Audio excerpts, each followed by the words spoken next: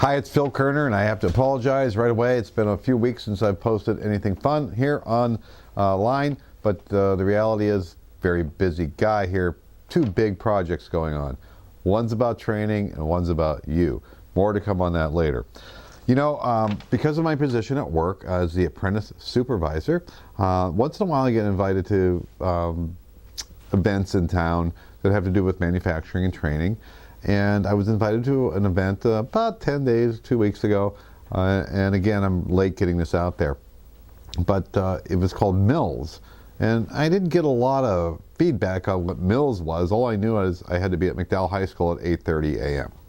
Well, McDowell High School, that's where I went to school. I graduated, you know, 40 years ago, and I have never been in that building since. So of course a lot's changed. I walked in, and then they let you in the front door where you got to get buzzed in, but I was immediately met by two young high school students who were extremely polite and well trained. I was so impressed as soon as they walked in. That set the tone. And they walked me through the halls of my alma mater, and we went down in the basement to this innovation lab. Well, again, it's called Mills, and it's, again, the McDowell Innovation Learning Lab, McDowell High School, Erie, Pennsylvania. I have to tell you, I was stunned by what I saw, and I didn't realize what a big event this was. I was kind of lucky to be there, actually. The news was there, all the community leaders were there. It was pretty impressive. And what they've done here in Erie, Pennsylvania, at a non-technical school, McDowell High School is not a technical school, it's a regular high school, is put together this great lab for kids who are thinkers and like to tinker and want to learn computer-aided design. But their big focus, as you can imagine, is on these robots. They enter these robotic competitions. And I was so impressed with this one young lady, a senior I met named Samantha, and she kind of did a presentation on the robot.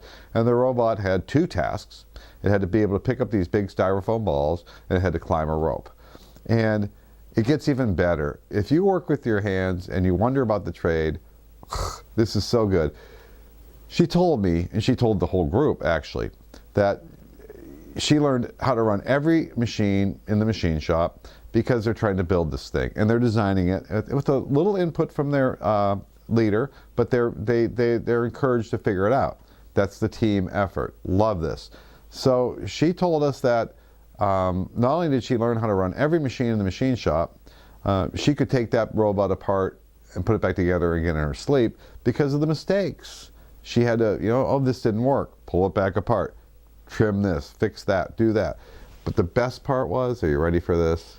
She said, this experience has made me a much better student in all my classes because of it. So think about that. Putting this with these, brain to hands, working with your hands is a basic skill that every student would benefit from instead of this, right? You know where I'm coming from.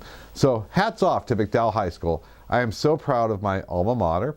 I can't believe what they've done, and this is a shout out to them. Again, I'm so sorry I'm late with this, but what you're doing down there is amazing.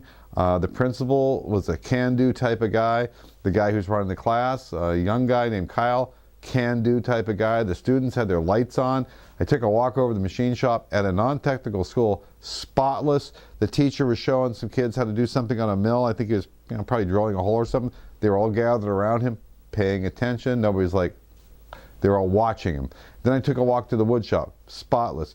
Congratulations, McDowell High School. Love what you're doing. It's called Mills, the McDowell Innovation Learning Lab.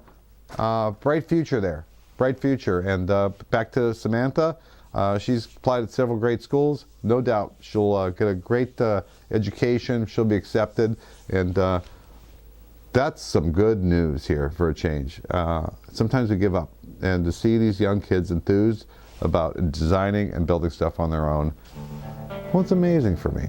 So I hope you enjoyed that video, and we'll see you on the next one.